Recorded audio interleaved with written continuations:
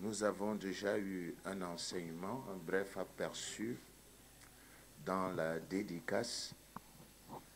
Et dorénavant, je crois que la plupart de ceux qui étaient là réfléchiront par deux fois avant de permettre qu'on baptise les enfants. C'est un engagement, le baptême. Et quand quelqu'un ne prend pas un engagement, on ne peut pas dire qu'il est baptisé. Ce n'est pas juste l'élément haut ou la symbolique. Non, le baptême engage celui qui s'y livre. Bien, nous allons continuer avec un enseignement très simple. Il sera court parce que le temps qui nous est imparti n'est pas suffisant pour pouvoir développer dans la plénitude cet enseignement. En fait, il est la continuation de l'enseignement que nous avons donné depuis 3 semaines. Nous étions dans le livre d'Éphésiens, chapitre 6. Éphésiens, chapitre 6. Et Éphésiens, chapitre 6, nous a dévoilé de très grandes vérités. Des vérités qui rafraîchissent l'âme pour celui qui veut comprendre le monde spirituel. Je ne parle pas du monde psychique. Je parle du monde spirituel. Le monde psychique est mental.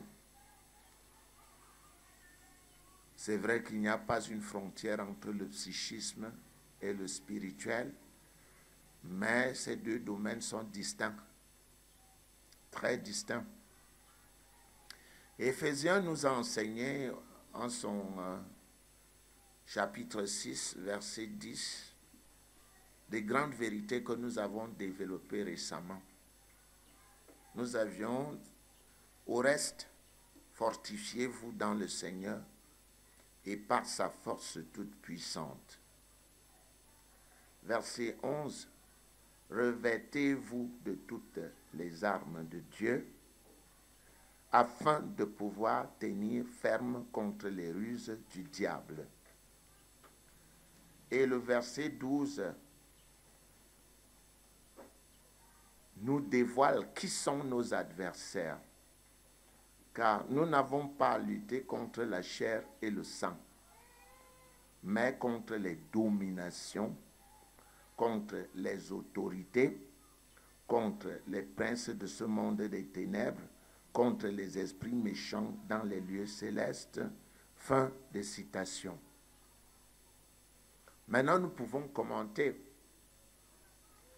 Il était question dans les enseignements précédents de se fortifier dans le Seigneur.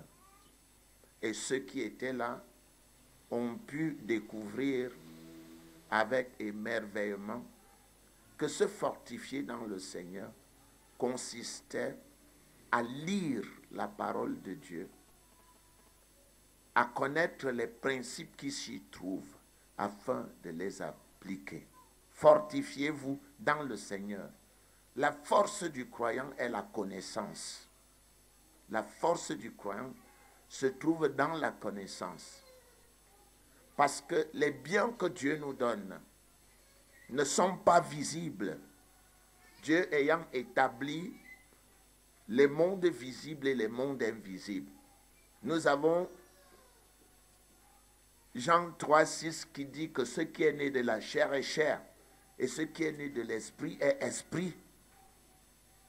Et nous pouvons voir concrètement ce que cela veut dire. Ce qui est né de la chair est chair. Mon père physique est physique, il est chair. Et moi, qui suis son rejeton, je suis quoi? Chair. Ce qui est né de la chair est chair. Maintenant, ce qui est né de l'esprit est comment? Esprit. Mais ce qui est né de l'esprit n'est pas perceptible à l'œil nu. Or, notre Père, Dieu, il est physique ou esprit?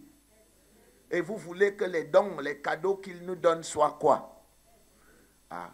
Ça veut donc dire que si nous ne savons pas ce qui nous appartient, si nous ne connaissons pas ce qui nous appartient, nous ne pouvons pas jouir de l'héritage qui est le nôtre sur le plan spirituel. Ce qui est né de la chair est chair. Mon père était physique, il m'a laissé une maison physique, il a fait moi-même physique, et mes descendants sont comment? Physique. Ce qui est né de la chair est chair. Mais le monde de Dieu n'est pas perceptible aux cinq sens. Dieu est esprit. Il faut que ceux qui l'adorent, l'adorent comment? En esprit et en vérité. Et ça devient très difficile pour les hommes de sens. Pour l'homme qui a pu acquérir la parole par la vue, lui, l'odorat, le goût et le toucher, c'est très difficile pour lui de comprendre cela. Parce que quand Dieu dit, je t'ai béni, il veut voir la bénédiction. Il veut la toucher. Or, la bénédiction de Dieu est comment? Spirituelle, parce que Dieu est comment? Spirituel. Et c'est ça. C'est la connaissance qui nous permet de jouir de nos droits. Je prends un exemple. Il y a un verset dans la Bible qui est notre héritage spirituel qui doit être prononcé avant le voyage. Ce verset nous évite les accidents et la mort prématurée. Très peu de chrétiens le connaissent. C'est vrai ou c'est faux? C'est vrai. Combien de chrétiens meurent par accident? C'est vrai que la logique chrétienne est différente de la nôtre. Nous, on est réformistes. Pour eux, c'est Dieu qui tue. Donc, c'est Dieu qui vous prend quand vous partez. Pour nous, Dieu ne tue personne. Parce que l'auteur de la mort, c'est Hébreux 2,14 qui nous le dit. C'est le diable qui est l'auteur de la mort. Et le dernier ennemi qui va être détruit, c'est la mort. C'est 1 Corinthiens 15, 26. Nous fondons dans la parole de Dieu et nous savons que Dieu ne tue pas, que celui qui tue, c'est le diable. Ça veut donc dire que nous pouvons vivre autant que nous voulons vivre parce que Dieu ne nous appelle pas au ciel. D'ailleurs, c'est ce que Acte 17, 26 dit.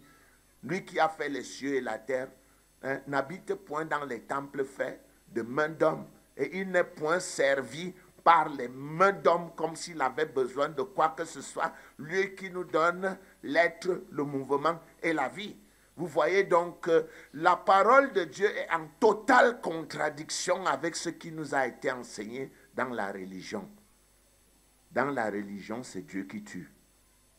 Dans la religion, quand on meurt, on va chez Dieu. Dans la religion, quand on meurt, il y a un enfer, un purgatoire, un paradis.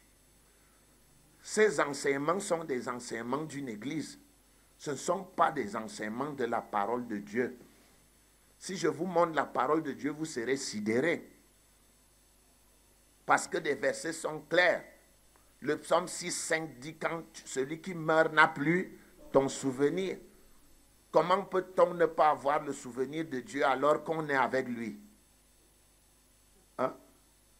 Si je vous montre Ecclésiaste 9, 4, il est clair, pour tous ceux qui vivent, il y a de l'espoir. Et même un chien vivant vaut mieux qu'un lion mort.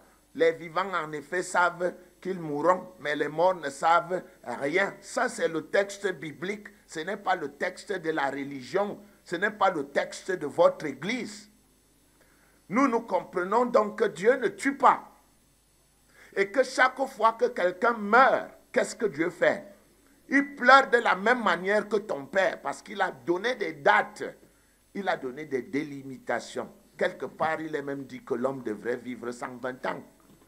Et vous pensez quoi? Quand quelqu'un meurt avant 120 ans, il a atteint ses objectifs? Absolument pas. Et ce qui est curieux, c'est que ce Dieu-là, il vous prend au ciel sans laisser les mesures d'accompagnement. Prenons une jeune femme, toute belle, qui vit tranquillement avec son mari, couple très équilibré. Les enfants vont à l'école, le mari travaille, il entretient sa maison correctement. Les enfants sont bien élevés. Et Dieu qui est au ciel a besoin de ce serviteur. Il le prend et l'amène au ciel. Entre-temps sur terre, la femme n'a plus de quoi vivre. elle devient une prostituée et c'est Dieu qui dit quoi? La prostitution n'est pas bonne. Les enfants deviennent des bandits et c'est le même Dieu qui dit quoi? Le banditisme n'est pas bon. Qui a organisé le banditisme dans cette famille? C'est qui? Qui a organisé la prostitution dans la famille?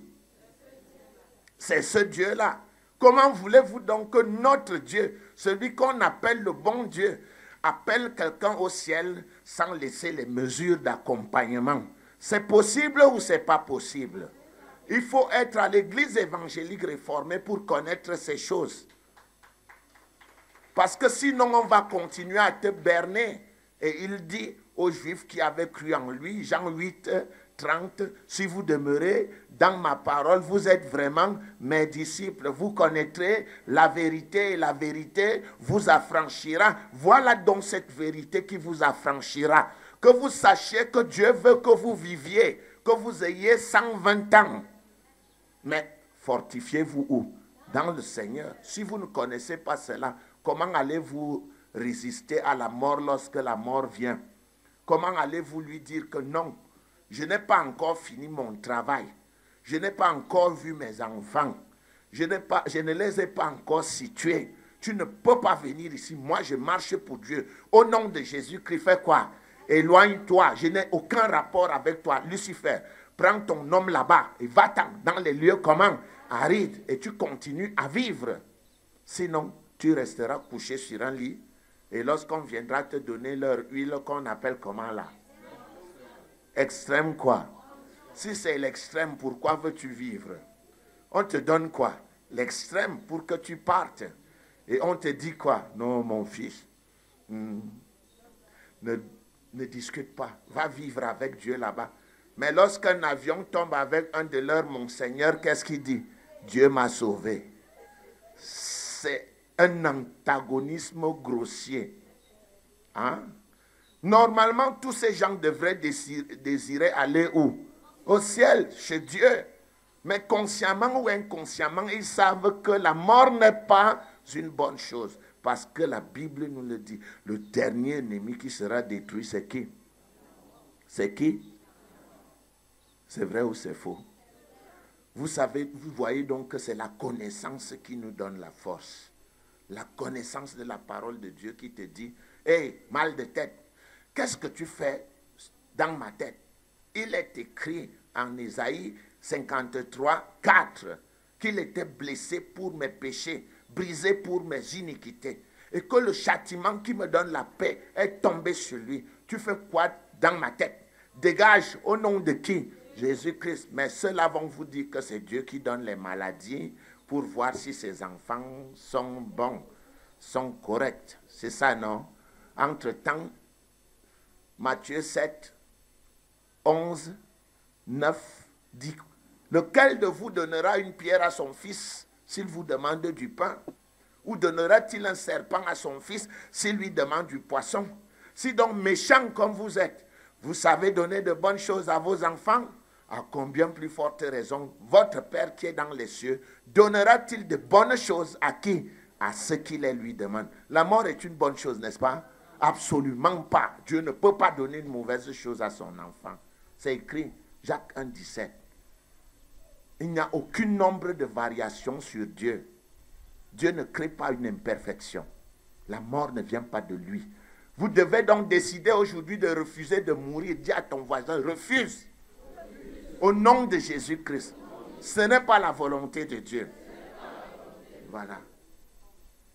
Donc quand vous connaissez ça, vous savez que Dieu vous a établi pour vivre le plus longtemps possible. Vous commencez à veiller sur votre vie. Vous commencez à prier jour après jour que Dieu vous permette de vivre comment?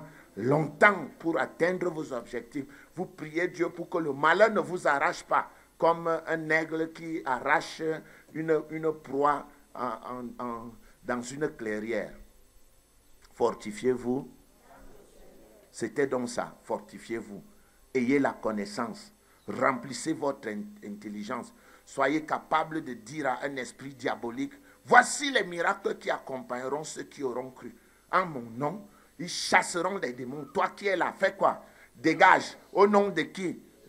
Ta première force est dans la connaissance. Fortifiez-vous dans le Seigneur. Maintenant, nous avons vu une autre partie qui était « et par sa force toute puissante ». Et nous avons vu que là, ce sont les manifestations du Saint-Esprit et qu'il y en a 9. Nous avons vu le parler en langue, l'interprétation des langues, la prophétie. Nous avons vu la parole de connaissance, parole de sagesse, discernement des esprits. Et nous avons vu la foi, les miracles, le don de guérison. Ces 9 manifestations permettent au Fils de Dieu d'accomplir l'impossible. Il se fortifie et il fortifie les autres. Fortifiez-vous, numéro 1, par la parole de Dieu. Fortifiez-vous, numéro 2, par l'opération de quoi? Des manifestations du Saint-Esprit. Et enfin, nous avions aujourd'hui, revêtez-vous de toutes les armes de Dieu. Et ces armes sont au verset 13. À partir du verset 13, je vais vous les montrer prochainement. Car nous n'avons, afin de pouvoir tenir ferme contre les ruses du malin. Et le mot ruse ici, là, est le mot grec méthodia. Et ce méthodia, c'est les méthodes. L'adversaire a 3 méthodes, ou même 2. Il a 2 méthodes. La première méthode qu'il utilise, c'est la séduction. Il te montre que ce qui est mauvais est bon. Vous voyez comment les petits garçons sont contents lorsqu'ils boivent des grosses bouteilles de Guinness à la récréation. Mais est-ce que la récréation est faite pour boire les grosses bouteilles de Guinness? Je ne suis pas contre l'alcool, mais à leur âge, est-ce que ça vaut le coup? Non. Vous allez voir les petits garçons qui sont convaincus que le tramol leur fait du bien. Mais c'est de ça qu'il est question. L'adversaire utilise la séduction. Il va te faire croire que le fait de marcher avec les fils de riches est avantageux pour toi. Mais c'est faux. Les mauvaises compagnies font quoi? Tu marches avec les fils des riches. Leurs pères ne font pas d'efforts pour avoir de l'argent. Ils donnent à leurs enfants des centaines de mille que les enfants claquent n'importe partout, n'importe où. Tu auras envie de claquer aussi de l'argent. Et comme ton père n'en a pas, tu vas faire comment? Tu vas voler. Et le vol, c'est une bonne chose, n'est-ce pas? Il ne faut pas marcher avec eux. Si vous voulez marcher avec des gens, marchez avec les travailleurs, les étudiants. Vous voulez marcher avec des gens, marchez avec des gens qui peuvent vous instruire. Ne marchez pas avec des gens qui sont moins que vous, parce que vous n'en tirerez rien, sinon des petites jalousies. Marchez avec des gens qui peuvent vous apporter un plus. La séduction. Et la deuxième opération du diable, c'est l'intimidation. Quand il ne réussit pas avec la séduction, il utilise quoi? L'intimidation. Voilà les grandes méthodes qu'il utilise. Les 2 groupes de méthodes qu'il utilise, c'est vrai qu'on va enseigner ça, c'est un cours des pasteurs, mais ça ne coûte rien de vous montrer ça, puisque vous allez oublier ça tout à l'heure. Est-ce que c'est faux? Je me tue de vous enseigner, puisqu'ils vont, anciens, ils vont oublier, non? Pour que tu retiennes ça, il faut que la parole soit pour toi un style de vie. C'est en ce temps-là que tu te trouves menacé, comme moi maintenant, je suis menacé par l'intimidation. Quand il n'utilise pas l'intimidation, il utilise quoi? La séduction. Mais toi, tu vas penser à ça quand plus que les Guinness te plaisent et autres. Ta vie avec Dieu est moins intéressante. Ce qui te plaît, c'est l'argent, l'épaisseur du porte-monnaie. Ça te sert à quoi? Je peux te défier que dimanche prochain, tu ne te souviendras même plus de ça. Moi, je peux te défier. Donc, quand je parle de ça, je sais que tu vas oublier. Et que celui qui va retenir ça, c'est le pasteur Christian. C'est Abega. Et ce sont mes 3 pasteurs-là et mes anciens. C'est eux qui vont retenir ça. Ça, je peux vous le dire. Parce que chacun agit selon son niveau. chacun ne s'intéresse qu'à ce qui a trait à son niveau. Non. Si on va maintenant voir l'ancien commissaire, papa Lundu, si maintenant il voit une situation en route, il va du coup savoir que ça c'est de la séduction ou bien l'intimidation. Toi, tu ne vas pas attarder ton intelligence sur ça. Tu n'auras pas le temps de poser la question, mais qu'est-ce qui se passe sur le plan spirituel? Puisque tu vas prendre ça physiquement, parce que ton niveau est quoi? Physique. Ton niveau n'est pas spirituel. Je me trompe ou je dis la vérité? Voilà. C'est comme ça. Le jour où vous serez à un certain niveau élevé, vous allez commencer à prendre ça au sérieux que mais qu'est-ce qu'il est en train de faire là? Et vous comprendrez ce que je suis en train de dire, parce que ça, c'est le niveau avancé. La suite dit quoi? Regardez, les méthodes de l'adversaire, je vous les ai montrées, non? Il fonctionne avec combien de méthodes? 3. Elle a dit 3. 2. J'ai corrigé. Séduction et intimidation. Et il nous dit ici là que fortifiez-vous dans le Seigneur et par sa force toute puissante. Revêtez toutes les armes de Dieu afin de pouvoir tenir ferme contre les ruses du diable. Contre les ruses du diable. Nous avons dit qu'il a combien de catégories de ruses? 2. Hein? L'intimidation et quoi? Et la séduction. Il n'y a que la connaissance qui te met à l'abri de la séduction. Si tu n'as pas la connaissance, tu seras pris. Puisque le tableau authentique et contrefaçon est tellement difficile que quand quelqu'un mange le poulet, il ne sait pas qu'il mange la contrefaçon. Le poulet met combien de jours à grossir? Aujourd'hui, il met combien de temps? On mange un poulet après combien de temps? Et le poulet naturel après combien de temps? Quel est le poulet qui est contrefait, le naturel ou celui de l'élevage? Qu'est-ce qu'il a contrefait? La nourriture qu'il mange. Parce que c'est une nourriture comment?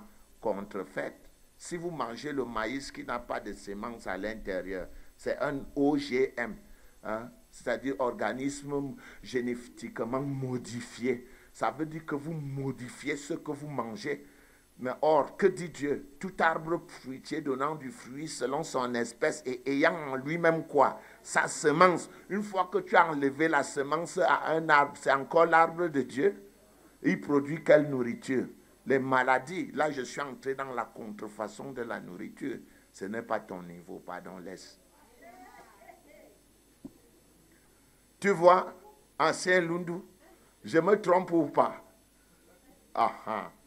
Toi, tu n'auras pas à te poser la question que, mais ça c'est contrefait ou ce n'est pas contrefait? Parce que ça ne t'intéresse pas.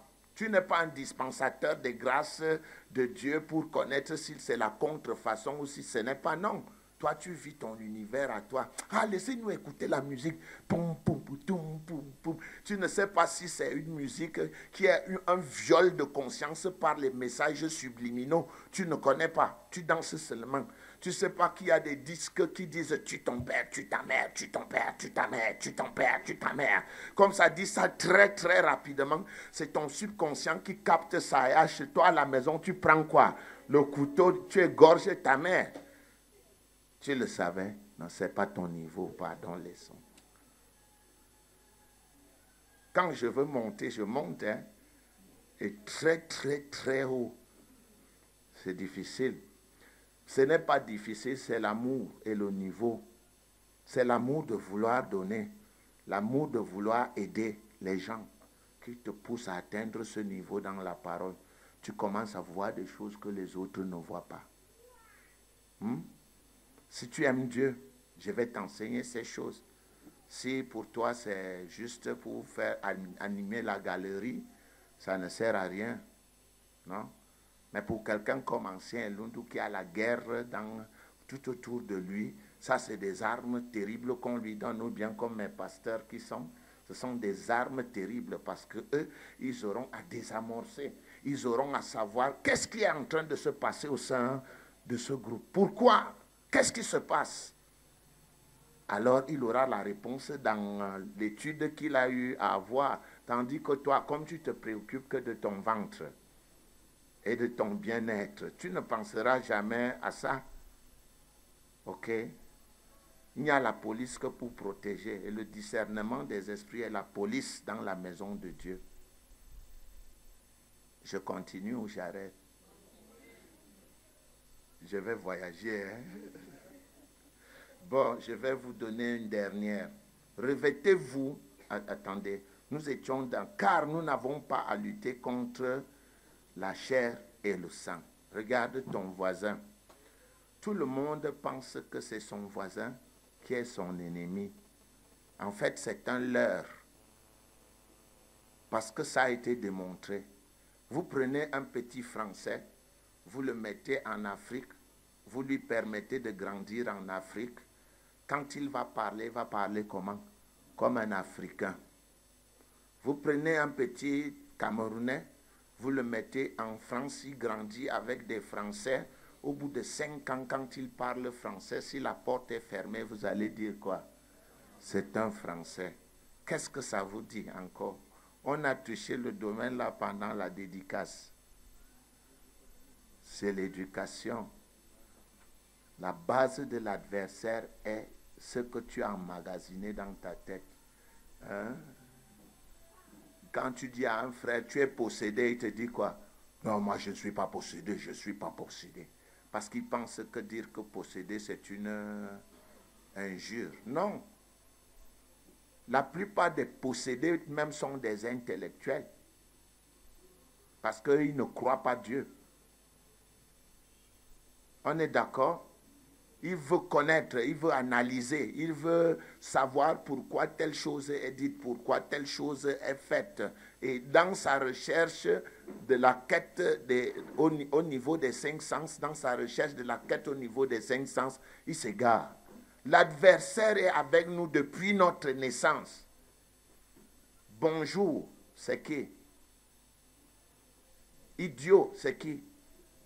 Bonjour, c'est qui? Ma soeur, je t'aime, c'est qui?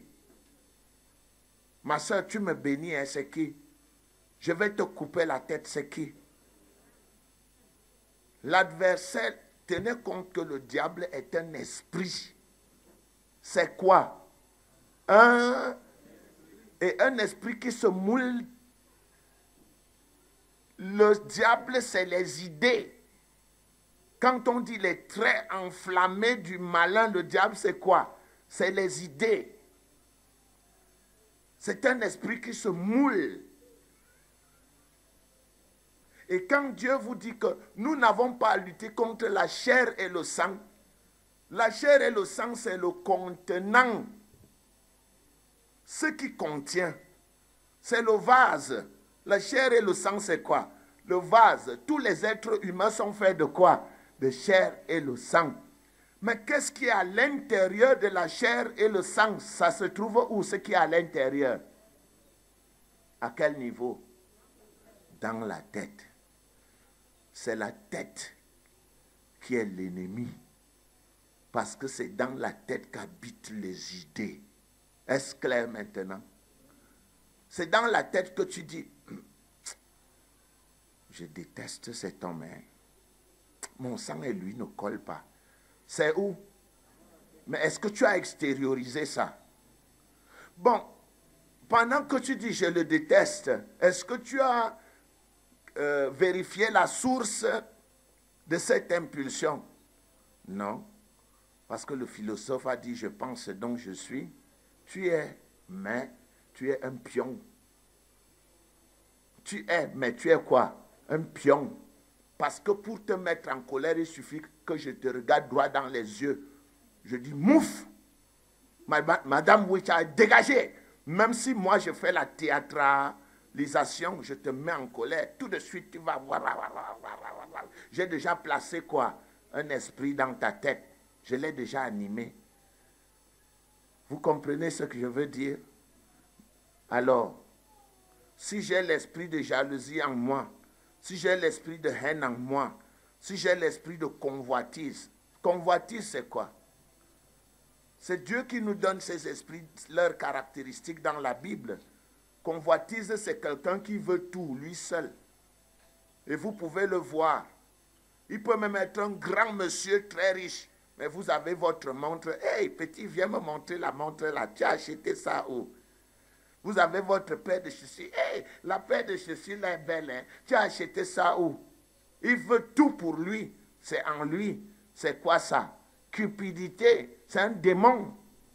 Mais un démon qui s'est installé dans son intelligence à travers quoi? Son éducation, ses habitudes, son style de vie, les milieux qu'il fréquente. Les démons vivent dans des milieux et des environnements. Ça ne vous regarde pas, n'écrivez pas ça. Vous pouvez oublier ça. Ce n'est pas votre niveau, leçon. Puisque tu ne penseras pas à ça spontanément, ce n'est pas ton niveau. Ça devient ton niveau quand tu penses à ça comment? Spontanément. Ça dit, ça se passe devant toi et tu penses à ça spontanément, c'est ton niveau. Je ne parle pas de... Je ne sais pas si vous comprenez ce que j'appelle niveau. Hein? Ce n'est pas que je suis trop grand. Hein? Non, niveau veut dire quelque chose que tu fais naturellement.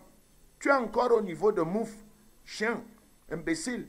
Tu ne retiens pas ta bouche naturellement. Donc tu es encore au niveau du bébé spirituel. Celui qui est déjà adulte spirituel n'agit pas sans réfléchir. Jamais. Tu lui dis chien, il te regarde dans les yeux et une idée lui vient dans la tête. Mais pourquoi dit-il chien? Tu vois, il hésite et puis il te laisse. Il se tourne même, il regarde ailleurs. Tandis que l'autre qui est spontané dit quoi? Chien aussi, connard, imbécile. Non, tu dis ça à qui? Tu sais à qui tu as fait? Son niveau c'est quoi? Il a encore bébé spirituel. Nous n'avons pas à lutter contre la chair et le sang. Regarde, chaque fois que tu vas regarder un être humain, regarde sa tête. Cherche à voir ce qu'il a où? Dans la tête. C'est ce qu'il a dans la tête qui est ton ennemi. Moi, je rends ça petit, hein? Je rends ça compréhensible. Pourquoi? Parce que les dominations habitent où? Les autorités habitent où? Les princes méchants habitent où? Les esprits méchants habitent où? Voilà. Comprends ça comme ça maintenant. Ça veut donc dire que désormais, quand ton frère va te dire mouf, il faut poser la question naturellement, c'est lui ou c'est quelqu'un d'autre. Et ce n'est pas facile. Parce que moins tu travailles spirituellement, plus tu es impulsif. Tu as compris? Moins tu travailles, moins tu as une discipline spirituelle. Par exemple, tu peux dire lundi, je ne sortirai aucune parole négative de ma bouche ce lundi. Parce que Éphésiens me dit qu'il ne sorte de ta bouche aucune parole négative, mais s'il y a lieu quelques bonnes paroles. Pendant que tu marches en route, tu as décidé que lundi, tu vas dire à tout le monde que Dieu te bénisse. Ami ou pas ami, c'est ça que les autres font là. Mets-toi tout nu. Ils marchent, ils gardent la Mercedes à l'hôtel de ville. Et pour Satan, pour bénéficier des faveurs de Satan, il ne faut pas avoir des freins. D'accord? On te dit, va dormir avec ta mère. Tu l'appuies le jour même, sans pitié. Parce que tu fais quelque chose qui... Il n'y a plus de barrière dans ta tête. Alors là, tu es avec Satan. Mais pour marcher avec Dieu, il faut avoir quoi? Les barrières de Dieu dans la tête. J'arrête là. Pourquoi vous voulez que je continue? Ça va aller comme ça. On est à 13h moins. J'ai donné 2 enseignements. Ce que je veux que tu comprennes, c'est que tu n'as pas à lutter contre la chair et le sang. Tes ennemis sont dans ta tête. Et l'origine de tes ennemis, la plupart sont venus pendant ton éducation. Et tu agis par tendance naturelle, comme tu es. Tu es ce que tu es à cause de ta tendance comment? Naturelle. Et la guerre que tu dois mener pour devenir spirituel, c'est de ne pas te conformer à ta tendance naturelle, de soumettre l'animal qui est en toi. Et ce n'est pas facile. C'est ça qu'on appelle dans la parole de Dieu le renouvellement de l'intelligence. Or, généralement, notre nature humaine nous prend et nous amène à faire. Quand nous avons fini de faire, c'est après qu'on se souvient que mais ce n'est pas ce que Dieu a dit que je fasse. J'aurais dû faire telle ou telle chose. Alors, nous n'avons pas... Qui est ton ennemi? Dis à ton voisin que l'ennemi, c'est ce qu'il y a dans la tête. Voilà. C'est là-bas qu'il y a des choses. C'est parce que Odile a pensé que le patron m'ennuie beaucoup, qu'elle me refuse le café. C'est comme ça, non? Le type là, il m'ennuie énormément. Je ne lui donne pas ma tasse de café aujourd'hui. S'il m'envoie, je ne veux pas partir. Ça se passe où? L'ennemi est où? Mais est-ce que le patron lui-même est conscient que pendant qu'il marche, toutes ses paroles sont seulement pour écraser Odile? Il n'en est pas conscient. Il peut même venir, il parle des choses qui ne vous plaisent pas alors que ce n'était pas son intention. Vous le prenez en adversité. Nous n'avons pas à lutter contre, mais contre les dominations. Elles sont où? Dans la tête. Dieu vous bénisse au nom de Jésus-Christ. On en parlera prochainement, plus en détail. Mais ce n'est même pas votre cours. C'est le cours des pasteurs.